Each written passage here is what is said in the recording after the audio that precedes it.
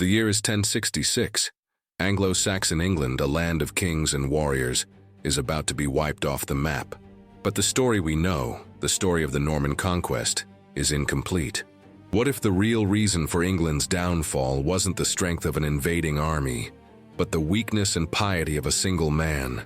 What if the most revered saint in English history was, in fact, the unintentional architect of his own dynasty's demise?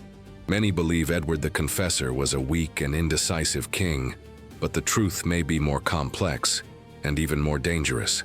Prepare yourself for a journey that will uncover the secrets and choices that led a kingdom to its tipping point. The story of how England, from one moment to the next, ceased to be Anglo-Saxon and became Norman, begins with the death of a king. If this story surprised you, leave a like to help us spread knowledge. Subscribe to the channel and hit the bell to make sure you don't miss the next stories we have for you. And if there's a historical figure or event you've always wanted to see here, leave it in the comments so we can explore the pages of history together. Tell us where you're watching from and help our community grow. England, in the winter of 1066, lay under a shroud of uncertainty. The Anglo-Saxon nation gathered not for a celebration, but for a solemn funeral. On his deathbed in the newly consecrated Westminster Abbey lay the body of one of the most enigmatic and devout monarchs the island had ever known, Edward the Confessor. His last words, spoken in a faint voice, echoed in the minds of the nobles and clergy surrounding him. "I commend to your protection my wife, your lady, and all her servants." But what was the real meaning of that phrase? Was it a designation of Harold Godwinson as his successor, or merely a plea for him to take care of Queen Edith? The question was vital, because Edward was leaving without a direct heir. The lineage of Cerdic, which had reigned for centuries, was about to become extinct. The throne, the ultimate symbol of power and legitimacy, was vacant.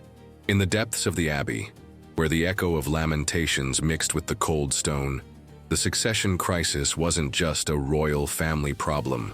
It was a precipice toward which the entire nation was walking. Old loyalties, the blood of kings, and promises whispered in secret would clash. A new king would be chosen, but his coronation would not bring peace. On the contrary, it would light the flame that would consume the old Anglo-Saxon kingdom, beginning the last and bloodiest journey of an era that was ending. As the king's body was prepared for burial, the shadows of three claimants moved over England. From Wessex, Harold Godwinson. From Normandy, William the Bastard. From Norway, Harald Hardrada. What seemed to be just the end of one man's life was, in fact, the beginning of one of the greatest and most decisive sagas in European history. The historical tapestry of Anglo-Saxon England was woven with threads of both glory and tragedy. In the late 10th century, the kingdom of Ethelred II, whom history would label as the Unready, was a living testament to internal weaknesses and divisions. England was not a nation unified in its entirety, but rather a mosaic of kingdoms and provinces that were loyal, yet sometimes tenuously, united under one crown. The power of the great nobles, the earls or ealdormen, was substantial. They controlled vast tracts of land, exercised military authority, and acted as lords in their own domains. In a period of relative peace, this decentralization might have worked. However, the North Sea did not remain calm. The Viking raids, which had decreased in intensity in previous decades, resurged with a renewed ferocity. Led by figures like Sweyn Forkbeard, King of Denmark, the Viking fleets no longer sought just quick plunder. Their goal now was conquest and subjugation. Ethelred II, a well-intentioned but indecisive and ineffective monarch, proved unprepared for the threat. Instead of confronting the invaders with a unified force, he resorted to a disastrous policy of appeasement, paying the Danegeld, a massive tribute for the Vikings to withdraw. This measure, however, only encouraged new raids, emptying the royal treasury and undermining the morale of the people. Each payment was a seal on the kingdom's letter of bankruptcy. The power of the nobles, which was a divisive force, prevented a cohesive and organized military response. Some nobles resisted, others collaborated, or remained inert. The lack of leadership and the fragmentation of power created the perfect vacuum for the approaching invasion. The land of Alfred the Great was in a state of alarming vulnerability. and the stage for the rise of Edward the Confessor was being set amidst the chaos. Faced with the growing disaster caused by the Viking raids, the court of Ethelred II sought a solution that went beyond paying the Danegeld. Diplomacy, often a sharper tool than the sword, offered new hope. In 1002, Ethelred formed a marital alliance with the powerful House of Normandy. He married Emma, the daughter of Duke Richard the Sieur. Emma, a young woman of noble lineage and political cunning, was not just a bride. She was the symbol of a vital pact. The marriage had a clear purpose: to seal an agreement with the Normans so they would stop supporting the Danish and Norwegian invasions that used Norman ports as bases. The alliance aimed to create a defensive shield on the English Channel. For Ethelred, it was a risky but necessary move. He needed allies, and the Normans, descendants of Vikings who had settled in France, were a significant military and naval force. The union of Ethelred and Emma resulted in the birth of 3 children: Edward, Alfred, and Goda. The presence of a Norman princess in the English court, and the subsequent creation of a new royal lineage, marked a turning point. For the first time, Anglo-Saxon blood mixed with Norman blood in the direct line of succession to the throne. This marriage, conceived to strengthen England, would in fact sow the seeds of a future rivalry. It would introduce Edward to a world of Norman influence and loyalty, which would profoundly shape him during his exile. Emma, in turn, would prove to be a figure of power and intrigue, navigating the treacherous waters of Anglo-Saxon and Danish politics, always with an eye on her children's future. The alliance, which promised immediate security, would ultimately legitimize a foreign claim to the English throne, a claim that decades later would be the pretext for the Norman conquest. The year 1003, or perhaps 1005, witnessed the birth of Edward in Islip, Oxfordshire, the son of Ethelred II and Emma of Normandy. His childhood unfolded in a court in a constant state of alarm, under the menacing shadow of the Viking raids. From an early age, Edward learned about the fragility of royal power and the brutality of politics. The England that surrounded him was not the legendary kingdom of Alfred the Great. It was a fragmented place where central authority was in decline. The great nobles, or ealdormen, had accumulated considerable power and wealth. Their lands were vast, their armies private, and their loyalties were sometimes more for their own interests than for the crown. The most prominent of them was the father of one of the previous queens, the powerful Edric Streona, Earl of Mercia, a figure notorious for his betrayal and intrigue. The influence of these men was such that the king, Ethelred, often had to negotiate and submit to their whims to maintain a semblance of unity. This growing decentralization of royal power, which weakened the central government, is a recurring theme in Anglo-Saxon history of this period. Edward's childhood was marked by this environment of distrust and instability. Although he was a prince, his safety and future were uncertain. Rumors and conspiracies were the bread of every day. The Anglo-Saxon court, with its intrigues and disputes, was a school of survival, but also a place of isolation for a young prince whose mother was a foreigner. His position was precarious, and the future of England seemed to hang by a thread.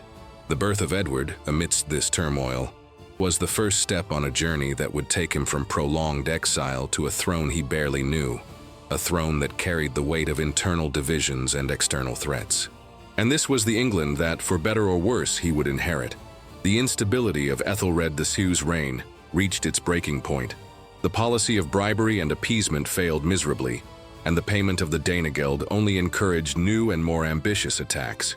In 1013, the Viking threat materialized in its most dangerous form, a large-scale invasion led by Sweyn Forkbeard, the King of Denmark. He didn't just come to plunder, but to conquer. England's defenses, corroded by a lack of unity and Ethelred's ineffectiveness, crumbled rapidly. Local resistance was crushed, and the great ealdormen, instead of uniting, submitted to the new lord. The tide turned so overwhelmingly that Ethelred, the unready, found himself in an untenable position. In a desperate decision to save his life and his family, he was forced to flee.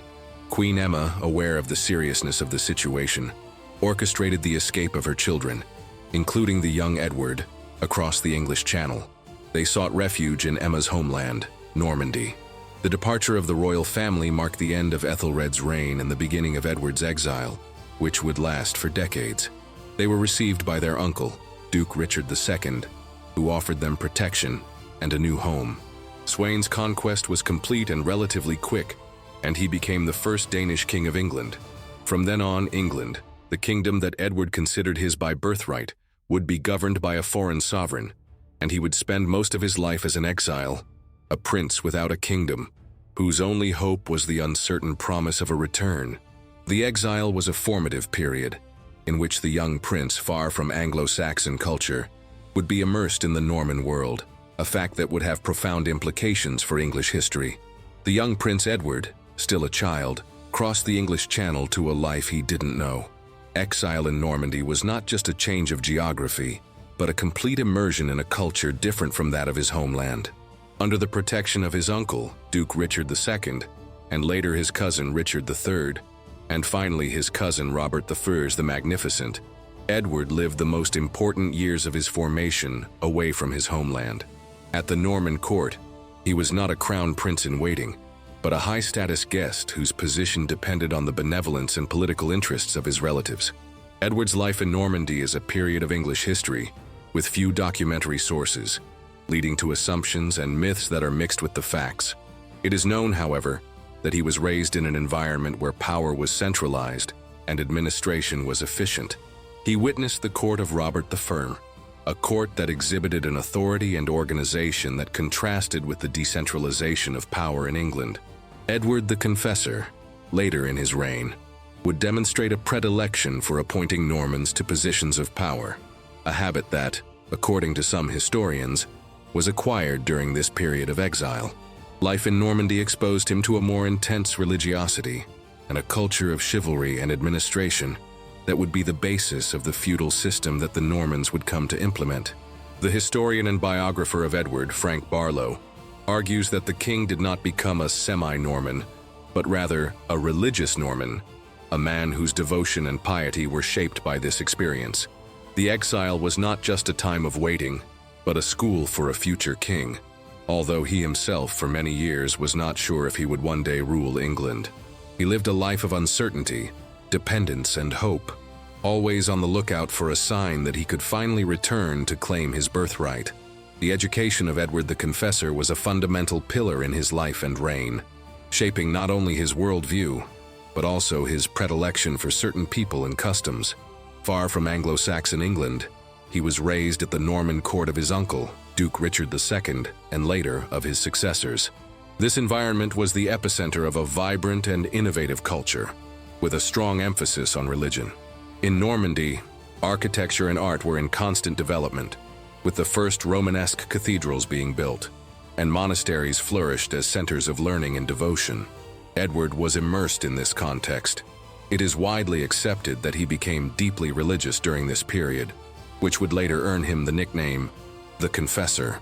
He was educated by monks and clerics, and contact with Norman spirituality, which was more austere and organized than that of England at the time, left an indelible mark.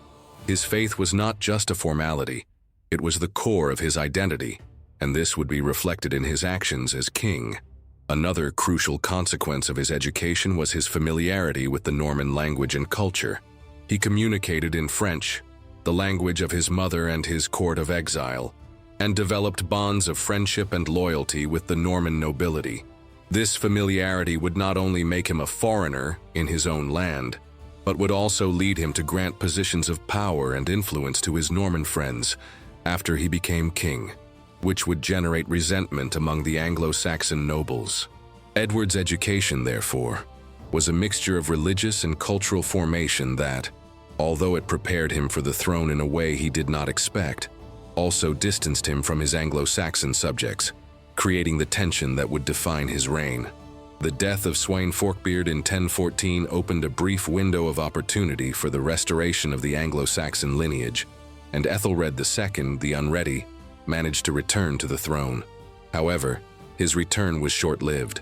Sweyn's son, Cnut the Great, a military and political genius, returned in 1016 to claim his father's throne. England, divided and exhausted by decades of war, was no match for his strength. King Ethelred II died during the invasion, and his son and successor Edmund II, known as Ironside for his courage in battle, resisted bravely but was defeated. With Edmund's death in late 1016, Cnut consolidated his rule over England. His reign marked the beginning of the Danish era. Cnut proved to be a cunning and effective monarch. He not only ruled England, but also united Denmark and Norway under a single crown, forming a vast North Sea empire. He respected Anglo-Saxon laws and customs, maintained peace, and, for the most part, ensured prosperity. However, for the exiled brothers Edward and Alfred, Cnut's rise meant the end of their hopes for an immediate return. They saw the royal lineage of Cerdic being replaced by a foreign dynasty. Their mother, Emma of Normandy, in a pragmatic and surprising move, married Cnut in 1017, ensuring her own political survival and the safety of her children. Although this made her Queen of England once again, she had effectively abandoned her Anglo-Saxon sons in favor of a new family and a new destiny. While Cnut consolidated his power in England, Edward and his brother Alfred continued their exile, far from their homeland, observing the slow and relentless decay of their lineage. Cnut's reign, despite its efficiency, represented a hiatus in Anglo-Saxon history, a period in which the fate of Edward the Confessor seemed increasingly uncertain. Edward's exile lasted more than 25 years, a period that forged his identity and his determination. He lived at the Norman court of Richard II and later of his successor, Robert I the Magnificent. During these years, he was a prince without a kingdom, a mere dependent, his life and his future at the mercy of the whims and political alliances of others. Meanwhile, England was under Danish rule, first with Cnut the Great, and then with his sons, Harold I and Harthacnut. The physical distance from his homeland did not diminish his desire to claim the throne. The longing for his ancestral homeland became a silent obsession, fueled by the news that arrived from there, and by the promises of support that, from time to time, his Norman relatives made. The historian and biographer of Edward, Frank Barlow, argues that the exile was a period of great loneliness for him, and that his deep faith became his refuge and his source of strength. Edward's religiosity flourished in this environment, and he began to see himself not just as a claimant to the throne, but as a chosen one of God, destined to restore order and justice in his homeland. In 1036, his brother Alfred, in an attempt to return to England, was captured, tortured, and blinded by order of Godwin of Wessex, one of the most powerful figures in the kingdom. Alfred died from his injuries. The tragedy of Alfred marked Edward deeply and instilled in him an aversion and fear of Godwin. This episode served as a cruel reminder of the brutality of English politics and the precariousness of his own position. Edward's long exile, therefore, was not a period of passivity, but of forging. It molded a devout, cautious, and at times indecisive man, but with an unwavering desire to return to his home and restore the glory of his lineage. In the 11th century, the Duke of Normandy was a figure of power and ambition. After the death of his cousin Robert I the Magnificent, the regency of his illegitimate son, the young William, was tumultuous and full of dangers. William, who would come to be known as the Conqueror, was astute and ruthless, and from an early age he learned the importance of legitimacy. Amidst this turmoil, a story of debated authenticity took shape: the Oath of William. Norman sources, such as the chronicler William of Poitiers, state that Edward, still in exile, had made a promise to William. According to the narrative, in a moment of gratitude or political strategy, Edward had sworn that if he ever became King of England and died without heirs, the throne would be bequeathed to William. The authenticity of this oath is one of the great controversies of English history. Modern historians like David Bates question the veracity of the oath, arguing that the promise was a later invention to legitimize the invasion of 1066. Others, like Frank Barlow, admit that an oath or promise of some kind may have occurred, although its exact terms are uncertain.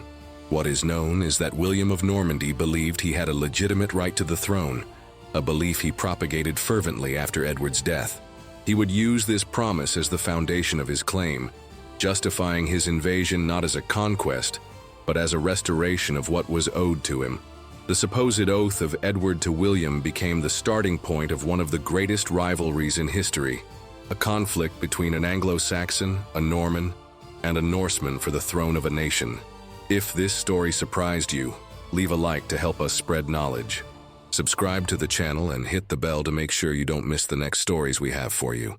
And if there's a historical figure or event you've always wanted to see here, leave it in the comments so we can explore the pages of history together. Tell us where you're watching from and help our community grow. After the death of Cnut the Great in 1035, the North Sea Empire he had built began to crumble. His sons, Harold I and Harthacnut, fought for control of the English throne. The reign of Harold I, known as Harefoot, was short and tumultuous. He died in 1040, opening the way for his brother, Harthacnut. Harthacnut, who already reigned in Denmark, was crowned King of England.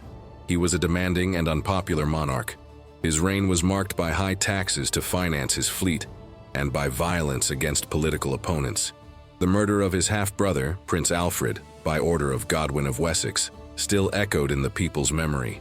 The fragility of his government became evident when, in 1041, Harthacnut, without an heir, made a surprising decision. He invited his exiled half-brother, Edward, to return to England. Edward's summons was not a gesture of altruism. It was a measure of realpolitik. The lineage of Nut was running out, and Harthacnut saw in Edward a way to ensure a peaceful transition of power and to legitimize his own government. He wanted to ensure that England would not plunge back into chaos after his death. Thus, after an exile of almost 30 years, Edward returned to his homeland, not as a conqueror, but as a summoned heir. The reunion with his mother, Emma, was tense, as he did not forgive her for having married Nut and having, supposedly, neglected her Anglo-Saxon sons. The mutual distrust was palpable. The England that Edward found was very different from the one he had left. It was a divided nation, with great earls exercising almost royal power, especially Godwin of Wessex. The return of Edward the Confessor marked the end of the Danish era and the beginning of a new and uncertain phase for England. The sudden death of Harthacnut in 1042, supposedly caused by an excess of drinking at a wedding banquet, cleared the way for Edward's ascension. Acclaimed by both the people and the nobles, he was crowned on April 3, 1043, at Winchester Cathedral. The coronation of Edward the Confessor was a moment of great relief for the nation. The people were tired of Danish rule and yearned for a king of their own lineage. However, the throne he inherited was not a symbol of absolute power, but rather a seat of constant negotiations and political compromises. Edward, having spent most of his life in exile, was, in many ways, a foreigner in his own land. He had no power base of his own, and needed to rely on the support of the great earls to govern.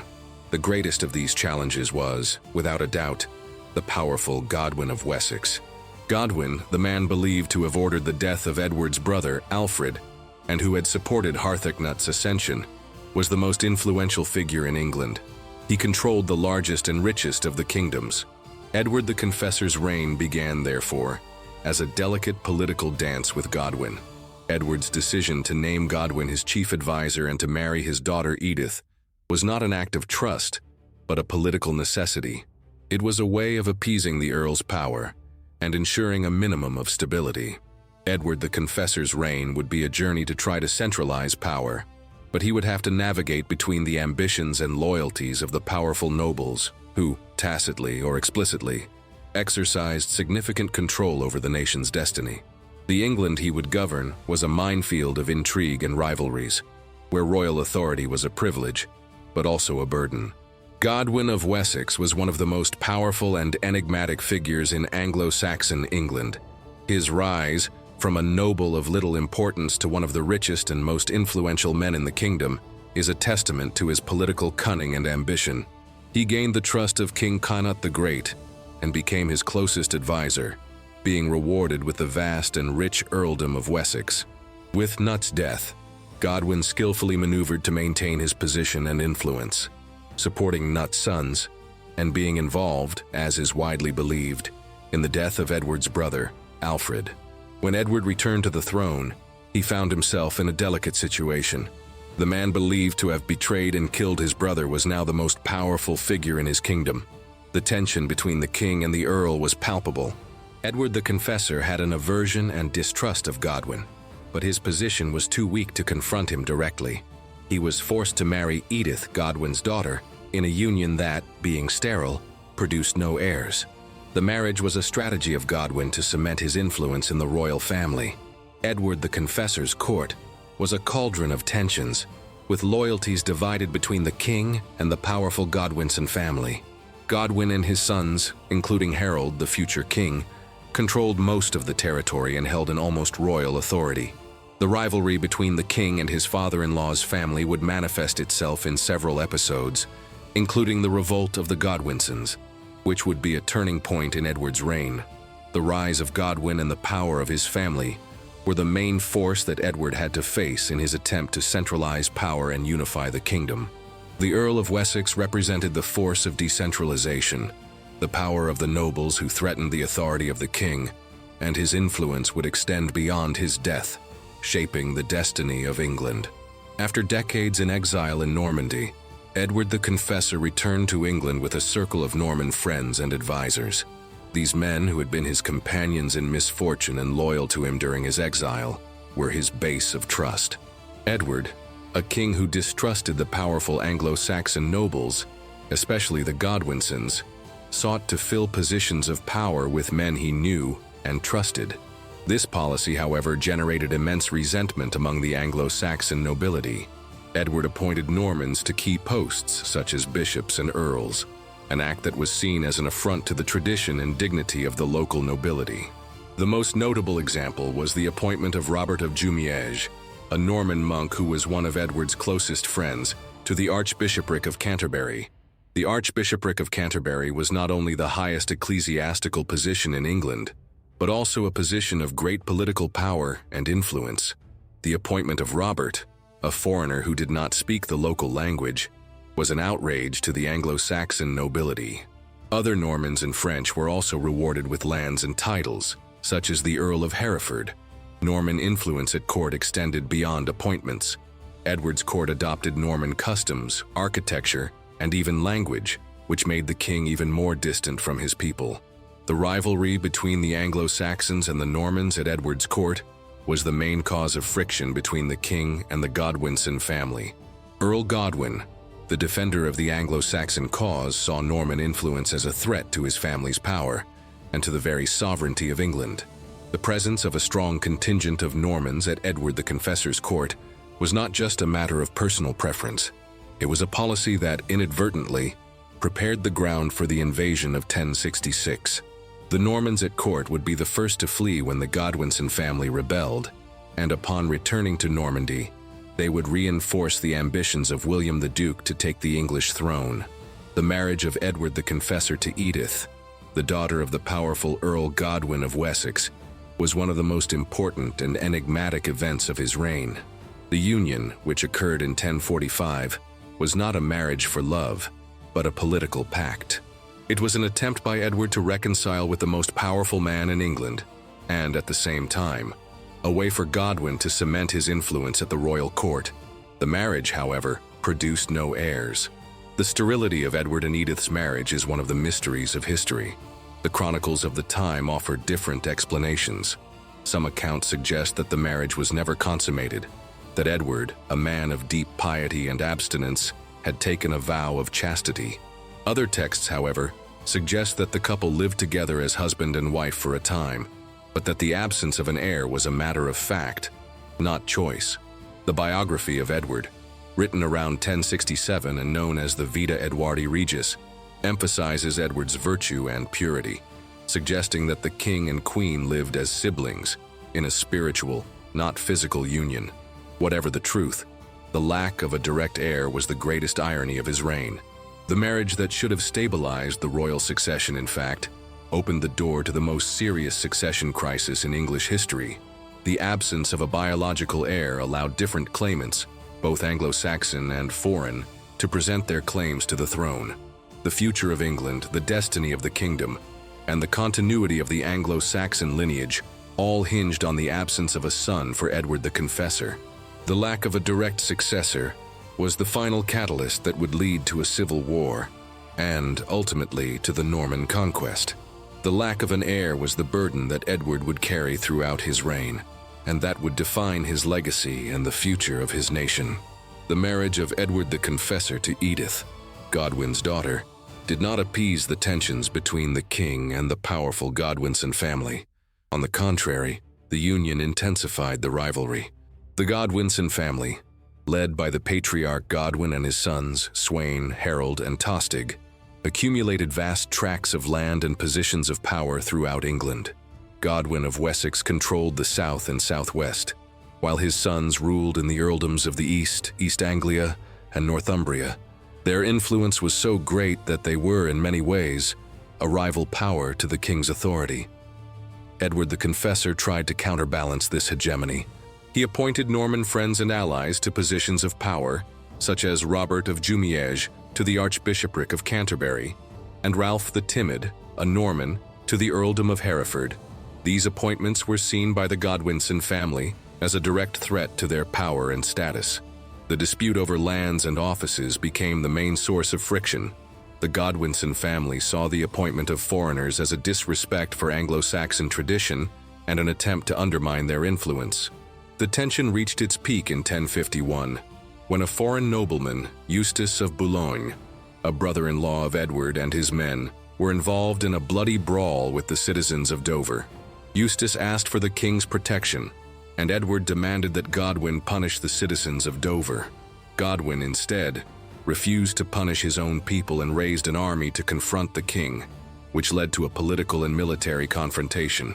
The crisis of 1051 is a perfect example of the tension between Edward's royal authority and the power of the Godwinson family. This dispute, which seemed to be just a fight over offices and lands, was, in fact, the struggle for control of England. The year 1051 marked a turning point in the reign of Edward the Confessor. The latent tension between the king and the powerful Godwinson family, triggered by the incident in Dover, culminated in an open revolt. Godwin, with the support of his sons, who were also powerful earls in their own right, raised an army and marched to meet Edward. The king, in turn, gathered his own supporters, including Earl Siward of Northumbria and Earl Leofric of Mercia, to defend his authority. A civil war seemed imminent. However, in an act of great prudence, both sides decided to avoid the bloodshed of an open war. The crisis was resolved by negotiation. Godwin and his sons, Sweyn, Harold, and Tostig, were forced into exile. Sweyn fled to Flanders, and Harold and Tostig to Ireland. The Godwinson family, which for almost a decade had been the dominant force in English politics, was in exile. Edward the Confessor's victory seemed complete. He felt free to rule without Godwin's oppressive influence. Queen Edith, Godwin's daughter, was removed from court and sent to a convent. For a brief period, Edward was free from his father-in-law's shadow. However, Godwin's absence created a power vacuum that became unsustainable. The exiles did not submit. In 1052, Godwin and Harold led an invasion force. They gathered armies and fleets, sailing back to England. The king, unable to resist such a powerful force and feeling the pressure of the nobility that now supported the family's return, was forced to capitulate. Godwin and his family returned triumphantly to England. The power of the Godwinsons was stronger than ever. They were restored to their titles and lands, and Queen Edith was returned to court. The revolt, which had banished the Godwinson family, in fact, strengthened their position. Edward's inability to effectively oppose them was proof of the family's power and the decline of royal authority. The piety of Edward the Confessor was not just a characteristic of his character. It was the core of his identity and the pillar of his reign. He was an atypically devout monarch for his time, a man who preferred the quietness of prayer to the agitation of war. The nickname, the Confessor, a title that the Catholic Church confers on saints who lived a life of faith and devotion but did not die as martyrs, perfectly summarizes his reputation. The religiosity of Edward the Confessor is attested to by various chronicles and biographies, such as the Vita Edwardi Regis, which was written shortly after his death. The chronicle describes him as a king of simple habits, who spent long hours in prayer and attended Mass daily. He was a generous benefactor to the church, donating vast sums of money for the construction and renovation of monasteries and churches. However, his reputation went beyond mere piety. Edward the Confessor was considered a healer. The legend of his ability to heal people with the king's touch is one of the most famous about his life. The story goes that he healed a woman suffering from a tumor in her neck with a simple touch of his hands and a blessing. The Vita Edwardi Regis also attributes to him visions and premonitions. He is said to have had a vision of the 7 sleepers of Ephesus, which terrified his advisors. Another famous vision was that of an omen about the victory of an army in a battle against the Danes. Edward's reputation as a living saint solidified his place in the people's memory and made him a revered figure. Edward's faith was not just a personal belief, but a force that shaped his government.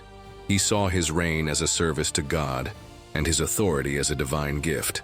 This deep devotion, combined with the aura of miracles and visions, not only distinguishes him from other monarchs, but also became the basis for his canonization after death. The question of Edward the Confessor's succession was the problem that defined and, ultimately, condemned his reign. The king, who had no heirs, spent the last years of his life dealing with the ambitions of 2 claimants, his brother-in-law, Harold Godwinson, and his distant cousin, William, the Duke of Normandy. Historical sources, both Anglo-Saxon and Norman, give conflicting versions of Edward's promises.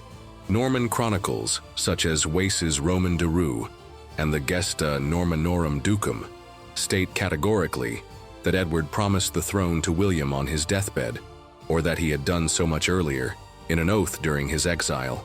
The Bayeux Tapestry, one of the most important visual sources of the time, shows Harold Godwinson swearing loyalty to William, which, according to the Norman interpretation, would be the public recognition of the promise of succession. The Anglo-Saxon version, in turn, ignores or minimizes the importance of this oath. They argue that the oath was made under duress, and that promises made under such circumstances are not valid.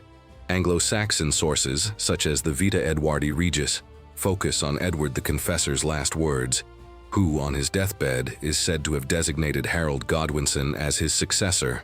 The issue is complex and the sources are biased, each one seeking to legitimize the claim of its respective side. The truth is probably somewhere in between. It is likely that Edward, a prudent and at times indecisive king, made promises to both claimants, a political move to maintain balance and peace. He may have promised William, his cousin and protector from exile, in a moment of gratitude, and in his last days he may have yielded to the pressure of the English nobility and his own family to name Harold. Edward's search for a successor was a chess game, where every move, every promise, was a risk. The uncertainty surrounding his succession, the ambiguity of his promises, and the conflict of interests he tried to balance led directly to the cataclysm of 1066. Among all of Edward the Confessor's legacies, none is more visible and lasting than Westminster Abbey. The construction of the abbey, which began in 1045, was not just an architectural project. It was a declaration of faith, a symbol of Edward's desire to leave an indelible mark on the landscape and soul of his nation. The abbey was built in a Romanesque style, an innovation in English architecture at the time, which was influenced by the architecture of the churches Edward had seen during his exile in Normandy. The monumental work was a testament to his devotion and his intention to be buried there, in opposition to the traditional royal necropolis in Winchester. He wanted his tomb to become a place of pilgrimage, and the abbey, a symbol of his holiness. Westminster Abbey, with its imposing pillars and arches, was a reflection of Edward's vision of a revitalized Anglo-Saxon kingdom, united under God's protection.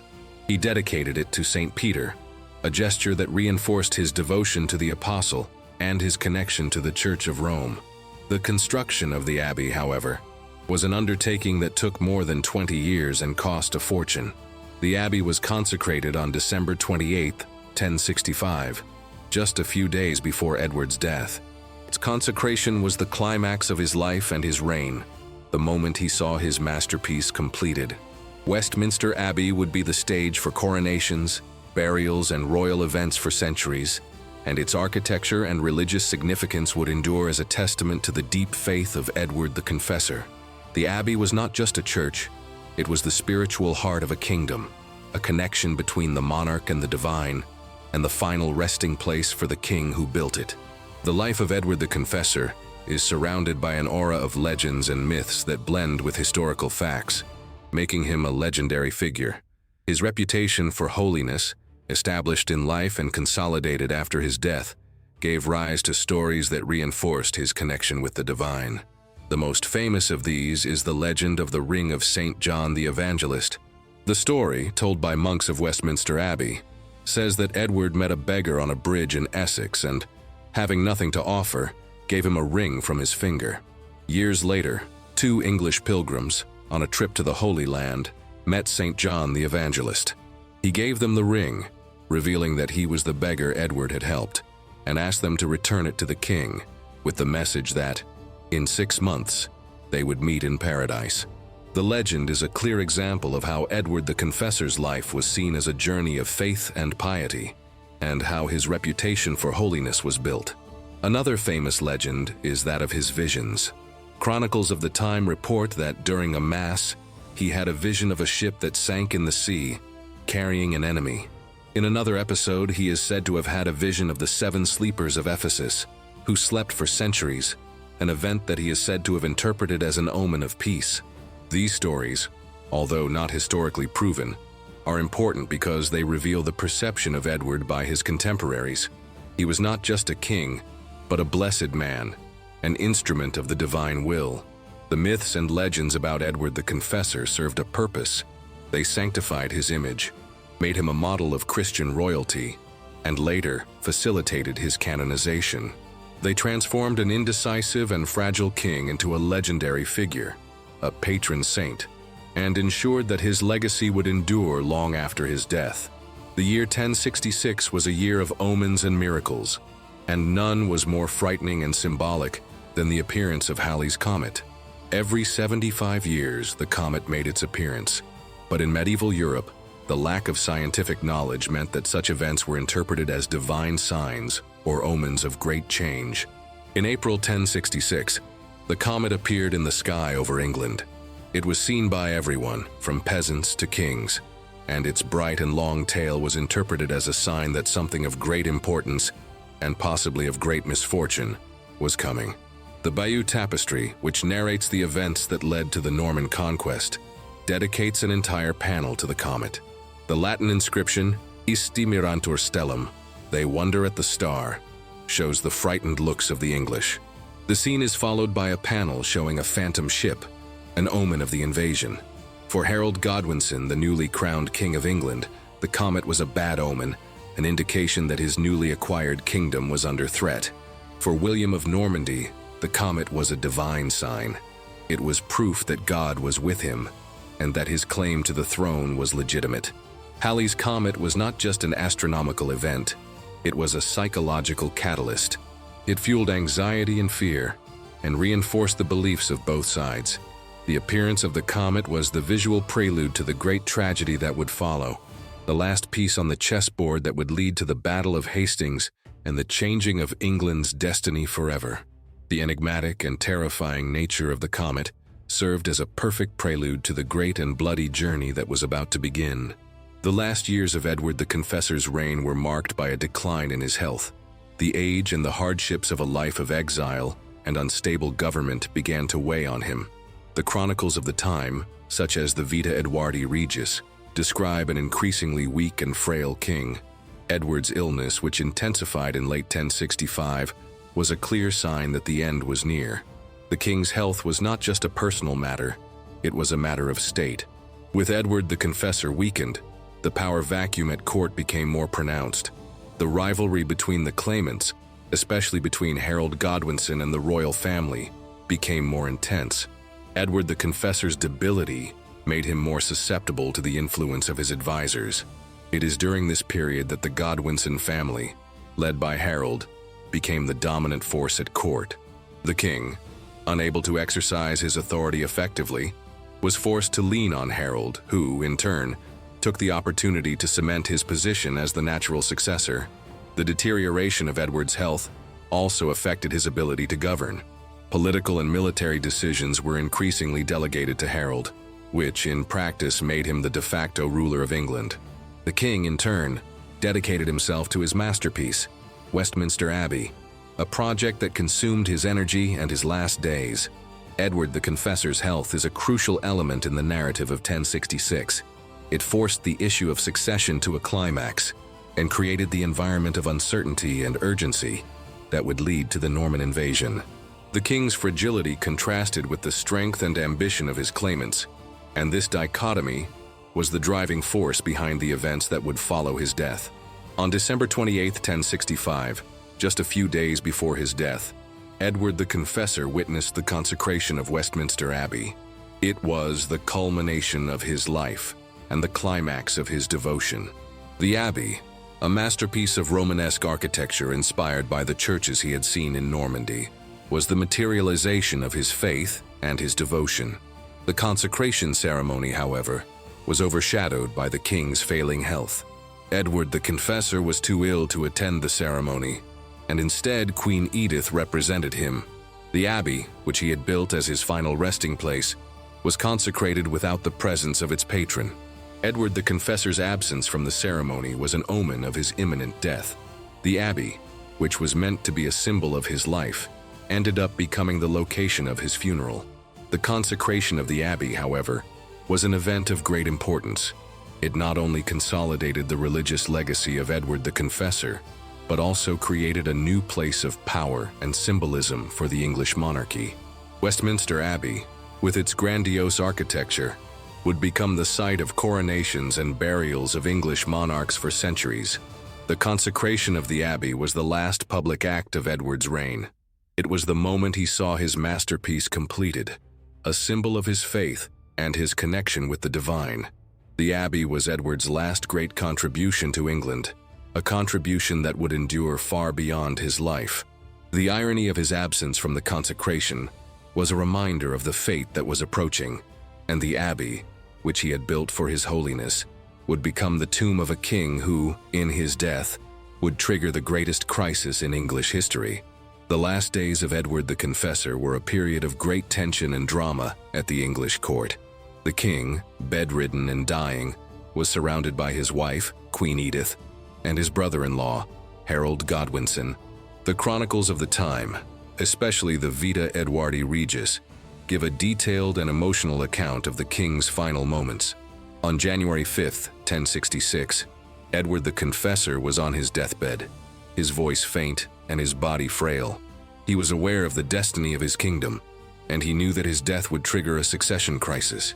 The Chronicle of Westminster Abbey reports that he made his last prayers and then gave his final instructions. The Anglo-Saxon version of events states that Edward, in his last moments, designated Harold Godwinson as his successor. He is said to have told Harold, "I commend to you my wife, your lady, and all her servants. I give her to you to protect." This statement, which Anglo-Saxon historians interpret as a verbal will, was the basis of Harold's claim to the throne. However, Norman sources, such as William of Poitiers, offer a different version. They claim that Edward was in a state of unconsciousness in his last days, and that what was said was only incoherent conversation. They argue that the appointment of Harold the Confessor was a later invention to legitimize Harold's usurpation of the throne. The exact truth of Edward the Confessor's last words is a historical mystery and will probably never be known. However, what is known is that his words, or lack thereof, were the catalyst for the succession crisis that followed. The ambiguity of his instructions, his refusal to publicly name an heir during his life, and the rivalry between the claimants created a power vacuum that led directly to the Norman invasion. The death of Edward the Confessor was not the end of an era, but the beginning of a new and bloodier one. Harold Godwinson's ascension to the throne of England was not a simple act of usurpation, but a complex event, supported by his powerful family and by a series of events that Anglo-Saxon and Norman chroniclers interpret very differently. The Norman version of the story, which is visually depicted in the Bayeux Tapestry, focuses on an oath that Harold is said to have made to William of Normandy. The story, according to Norman sources, is as follows. In 1064 or 1065, Harold was sent to Normandy, possibly on a diplomatic mission or, as some sources claim, he ended up there after a shipwreck. At William's court, Harold was treated with honors. but was also forced or persuaded to swear an oath of loyalty to William, and to promise that he would support William's claim to the English throne after Edward's death. The Bayeux Tapestry shows the scene of the oath, with Harold swearing on sacred relics. The Anglo-Saxon version, in turn, ignores or minimizes the importance of this oath. They argue that the oath was made under duress, and that promises made under such circumstances are not valid. Anglo-Saxon sources, such as the Vita Edwardi Regis, focus on Edward the Confessor's last words, who, on his deathbed, is said to have named Harold his successor. The truth is that Harold Godwinson's oath, whether real or not, was the starting point of William the Conqueror's claim. He used it to justify his invasion and to portray Harold as a perjurer, a man who broke a sacred promise. The question of the oath, therefore, is not just a historical detail, but a central element of the narrative of the Norman conquest. It created the moral and political conflict that justified the bloodshed, and that allowed William to present himself not as a conqueror, but as a restorer of divine justice. Edward the Confessor died on January 5, 1066. His death marked the end of an era in the history of England, and the beginning of one of the most tumultuous and decisive periods in the country's history. Edward was the last king of the royal lineage of Cerdic to rule England, and his death, without a direct heir, ended centuries of a dynasty that dated back to Alfred the Great. Edward's death was not just the end of a reign, it was the end of an order. Anglo-Saxon England, with its laws and customs, its decentralized system of government, and its powerful nobility, was about to be wiped off the map. The precarious peace that Edward had maintained for more than 2 decades was broken. The body of Edward the Confessor was prepared for burial in his masterpiece, Westminster Abbey. He was buried in the place he had built for himself, which, in a way, was the final irony of his life. The man who was exiled, who ruled a fragmented kingdom, and who struggled to maintain his authority, finally found peace in his masterpiece. The death of Edward the Confessor was a moment of great mourning for the people, but also of great uncertainty.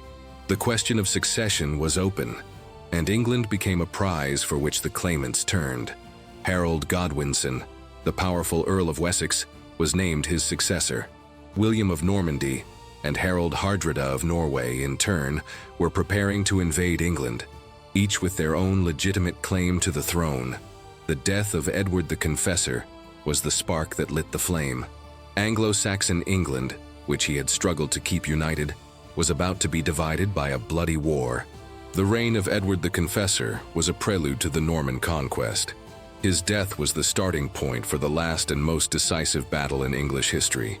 The body of Edward the Confessor was buried on January 6, 1066, the day of his coronation, in Westminster Abbey.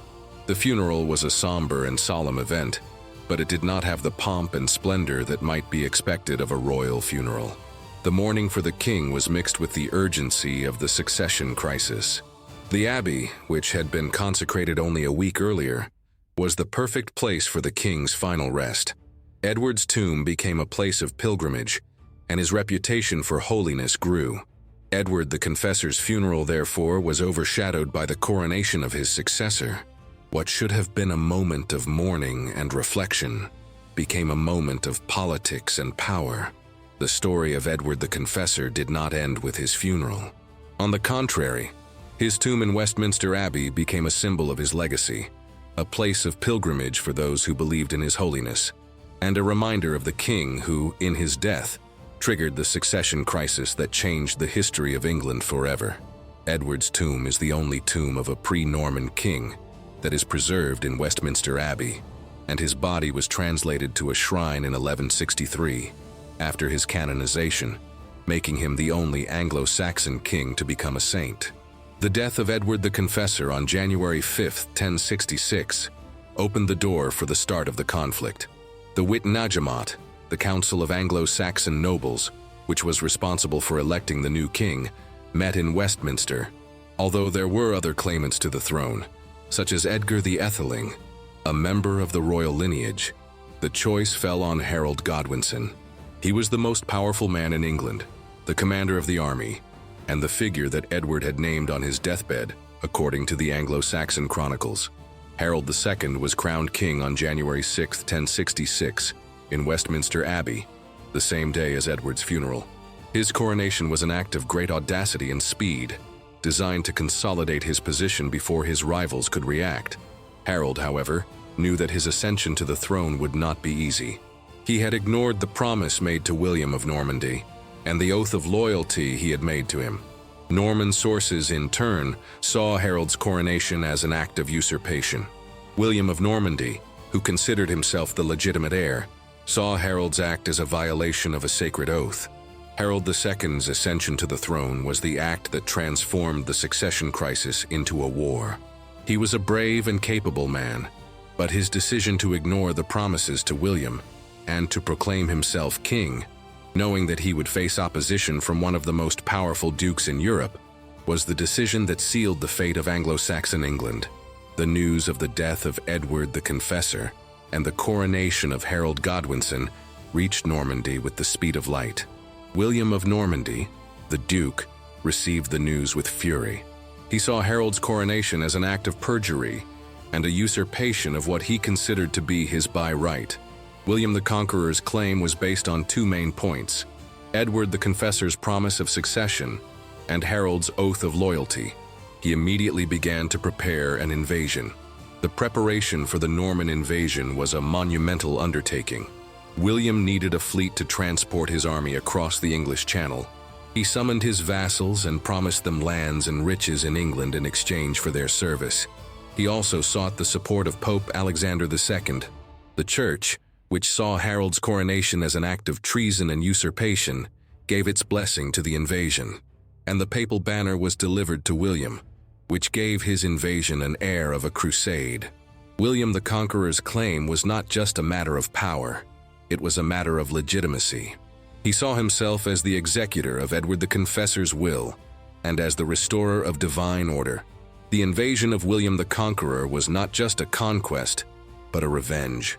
England, which Edward had struggled to keep united, was about to be divided by a bloody war, and William's preparation for the invasion was the prelude to the climax of the story. William the Conqueror's reaction to Harold's coronation was proof that the death of Edward the Confessor was the starting point of one of the greatest sagas in history. The death of Edward the Confessor in 1066 opened the door to the most dramatic and bloody succession crisis in English history. The throne, now vacant, was coveted by three men: Harold Godwinson, the newly crowned King of England; William, the Duke of Normandy; and Harald Hardrada, the King of Norway. Each of them had a legitimate claim, or at least a claim that they considered legitimate. Harold Godwinson based his claim on Edward's last words and on the fact that he was the most powerful man in England. William of Normandy, in turn, based his claim on a promise of succession from Edward and an oath of loyalty from Harold. And Harald Hardrada, the King of Norway, based his claim on an ancient pact between his predecessor, King Magnus, and the Danish King Harthacnut, which said that if one of them died without heirs, the other would inherit their lands. The rivalry between the three claimants was the catalyst for the war. Harold II, the newly crowned king, had to prepare for the invasion of William of Normandy and at the same time face the invasion of Harald Hardrada of Norway. The Battle of Stamford Bridge, which occurred in September 1066, was the first great battle of the succession crisis. In it, Harold Godwinson and his army defeated the Norwegian invasion and killed Harald Hardrada. But Harold II's victory was costly, and his army, exhausted and weakened, had to march south to face the invasion of William the Conqueror, who had arrived in England. The rivalry between the three claimants was the engine of history. The ambiguity of Edward the Confessor's succession and the ambition of his claimants led to a war that would change the destiny of England forever.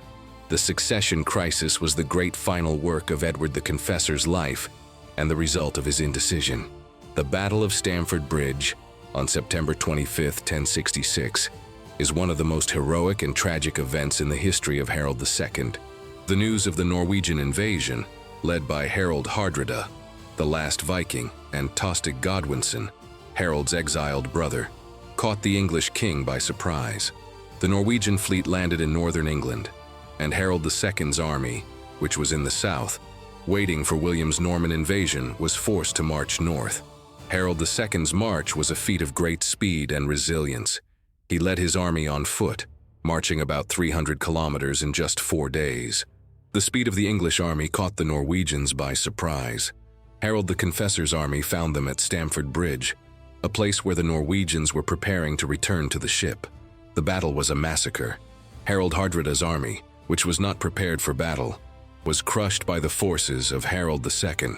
The King of Norway and Tostig Godwinson were killed in the battle, and the Norwegian invasion was repelled. Harold II's victory was a triumph for Anglo-Saxon England, and he was hailed as a hero. However, the victory came at a terrible cost. The English army was exhausted and weakened by the march and the battle, and the news that William of Normandy had landed in the south of England reached Harold. The king had to march back south to face the new threat, and he did so without having time to resupply and rest his troops. The Battle of Stamford Bridge, although it was a victory for Harold II, was, in the end, a precursor to his defeat. The triumph of Stamford Bridge was the final victory of Anglo-Saxon England, but the price was its downfall. The Battle of Hastings on October 14, 1066, is the climax of the succession crisis and the event that changed the destiny of England forever. After the victory at Stamford Bridge, Harold II marched his exhausted army back south to face the invasion of William of Normandy.